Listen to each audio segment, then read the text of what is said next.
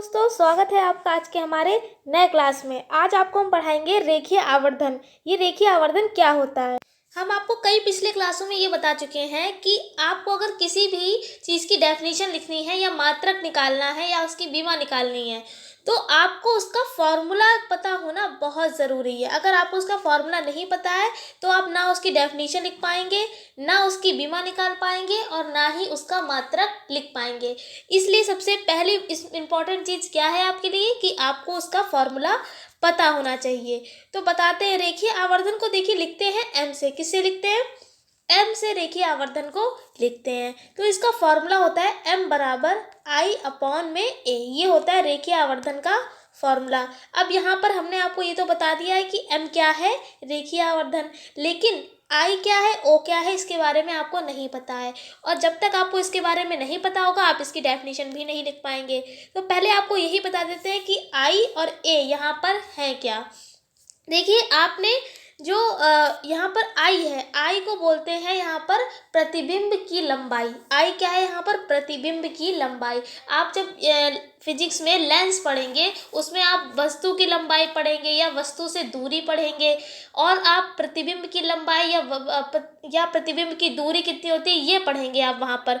तो जो प्रतिबिंब की लंबाई होती है तो उसको हम आई से डिनोट करते हैं। जैसे कि अगर प्रतिबिंब की लंबाई कोई भी कुछ भी हमें दे रखी होगी तो हम उसको आई बराबर करके लिखा करेंगे।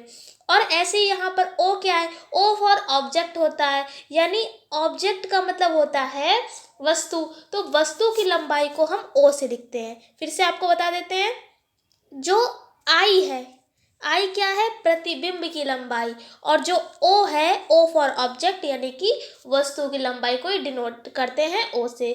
तो रेखीय आवर्धन बराबर क्या हो जाएगा? आई अपॉन में ओ। हिंदी में बोलेंगे तो कैसे बोलेंगे? रेखीय आवर्धन बराबर प्रतिबिंब की लंबाई और अपॉन में वस्तु की लंबाई। अब यहाँ पर देखिए बटे का निशान लगा है, इसका मतलब क्या है? अनुपात बोलेंगे। वैसे हमने आपको पहले कई क्लासों में बताया है, जब भी बटे में राशि होती है उसको हम एकांक बोलते हैं, लेकिन जब भी समय होता है बटे में उसको हम बोलते हैं दर। और आप इस तरीके से भी लिख सकते हैं, दोनों का अनुपात करके भी आप लिख सकते हैं। यहाँ पर लेंस चल रहा है इसलिए हम अनुपात से इसकी डेफिनेशन बनाएंगे। कैसे बनाएंगे कि रेखीय आवर्धन क्या होता है? प्रतिबिंब की लंबाई और वस्तु की लंबाई के अनुपात को हम रेखीय आवर्धन कहते हैं। अब जैसा सेम हमने आपको बताया वैसा ही लिखा भी है। देखिए यहाँ पर किसी वस्तु के प्रतिबिंब की लंबाई, देखिए यहाँ पर आई है तो यह इसलिए लिख दिया प्रतिबिंब की लंबाई आई, और वस्तु की लंबाई ओ के अनुपात को हम क्या कहते हैं? रेखीय आवर्धन कहते हैं। अब इसका हमने फॉर्मूला लिख दिया, अतः m बराबर आई अपॉन ए। बराबर में अब हमने ये क्या लिखा है? माइनस का v अपॉन यू। अभी हमने आपको बताया आई क्या है? प्रतिबिंब की लंबाई। आई क्या है? प्रतिबिंब की लंबाई। लेकिन ओ क्या है? वस्तु की लंबाई। ये तो हमने आपको बात बता दी लंबाई की, लेकिन अगर आपसे दूरी पूछी जाए कि प्रतिबिंब की दूरी कितनी है या वस्तु की दूरी कितनी है, तो प्रतिबिंब की दूरी के लिए हम v लगाएंगे, v लिखते हैं प्रतिबिंब की दूरी को, और u क्या है? वस्तु की दूरी। यहाँ पे कंफ्यूज ना हो बिल्कुल, ये क्या है? लंबाइयाँ हैं और ये क्या है? दूरियाँ हैं। आई क्या है? प्रतिबिंब की लंबाई, और ओ वस्तु की लंबाई, लेकिन v प्रतिबिंब की दूरी है और u क्या है? हमारी वस्तु की दूरी है। तो आशा करते हैं आपको समझ में आ गया होगा।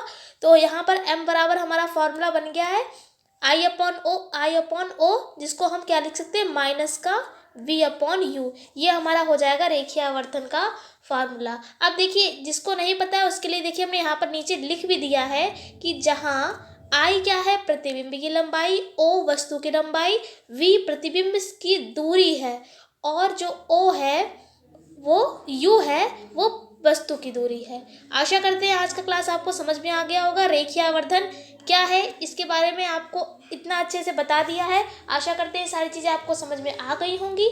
चैनल पर नए हैं तो चैनल को सब्सक्राइब कर लीजिए, क्योंकि ऐसे ही इंपॉर्टेंट वीडियोस क्लास 12 से रिलेटेड हम लाते रहते हैं। और आपको अगर क्लास 12 से रिलेटेड कोई भी वीडियो आपको चाहिए है, कोई भी टॉपिक फिजिक्स केमिस्ट्री से रिलेटेड, तो आप हमको कमेंट सेक्शन में बता सकते हैं कमेंट करके। और कोई डाउट है आपको तो आप डाउट क्लियर कर सकते हैं, आपके डाउट क्लियर कर दिए जाएंगे।